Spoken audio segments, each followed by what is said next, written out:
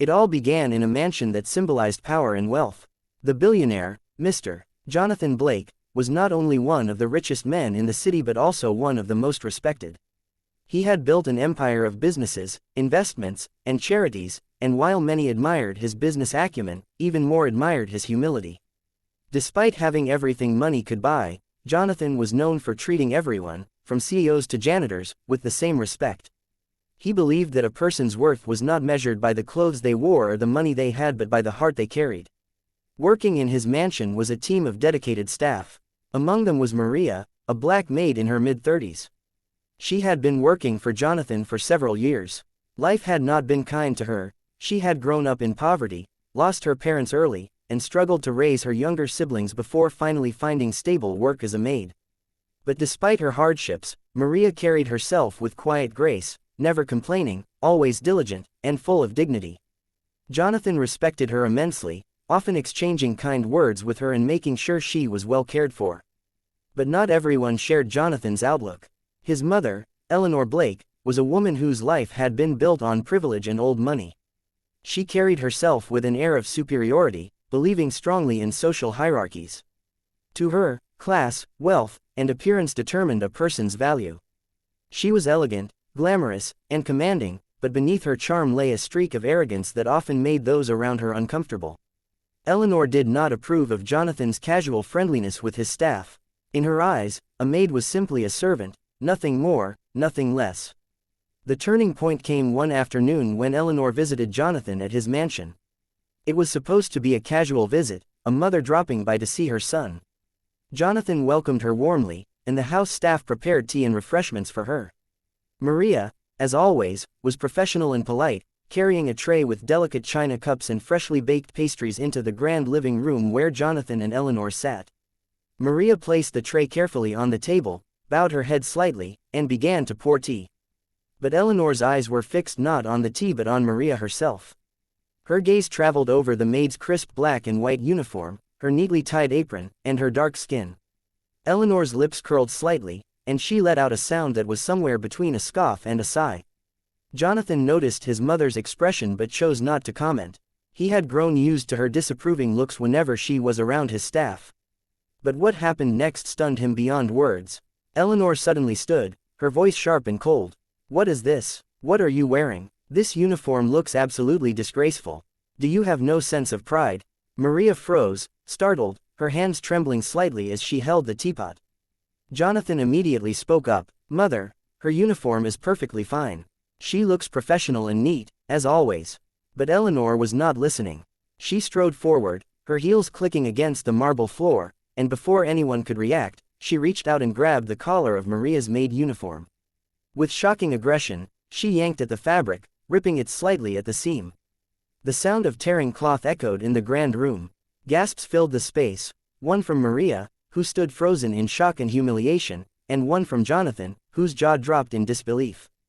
Eleanor, her face full of disdain, spat out her words. This is unacceptable.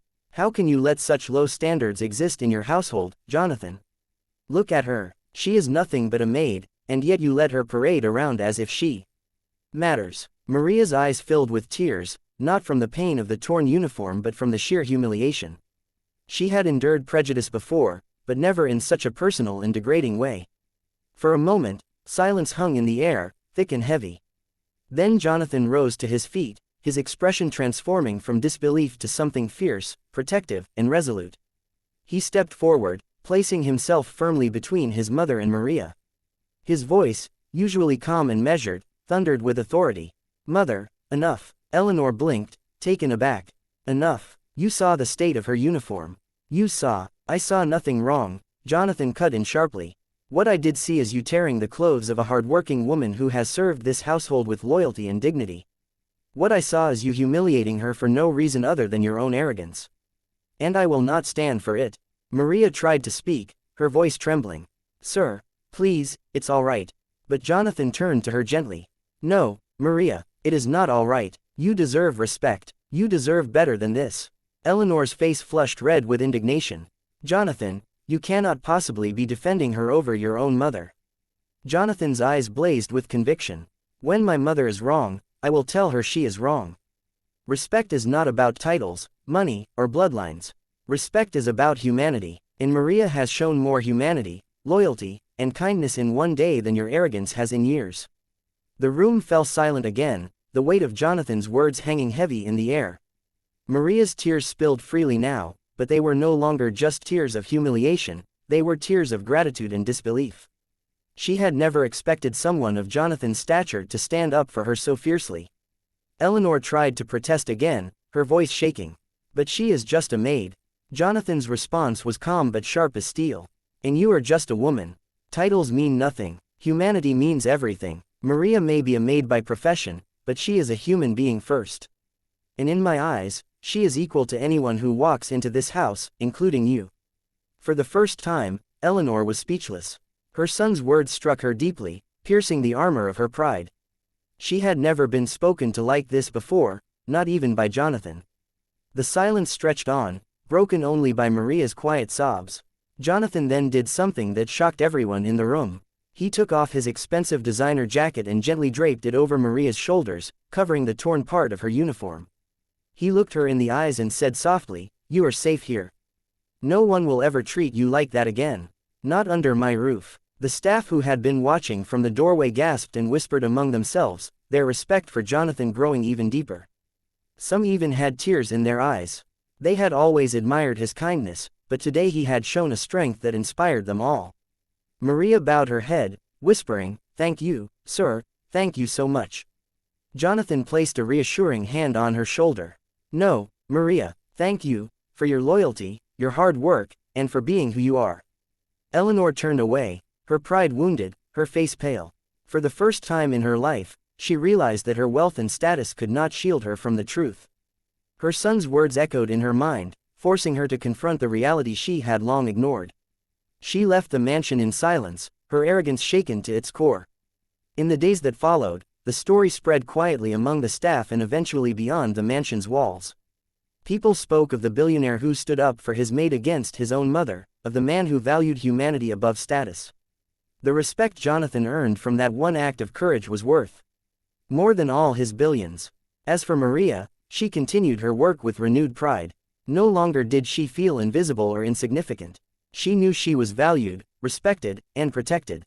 And deep in her heart, she carried the moment forever, the moment when a billionaire proved that true wealth lies not in money but in character. And for Eleanor, though she never admitted it aloud, Jonathan's words haunted her. Slowly, she began to change. The next time she visited, she offered Maria a quiet apology, awkward and hesitant but genuine. It was the beginning of a transformation, one that taught her that humility is far greater than pride. And so this story reminds us all, no matter who you are, no matter how rich or powerful, you never have the right to strip another person of their dignity. True greatness is shown not in how you treat those above you, but in how you treat those society places below you. And sometimes, it takes one bold act to remind the world of that truth. Because in the end, money fades, titles crumble, and pride shatters, but respect, kindness, and humanity last forever.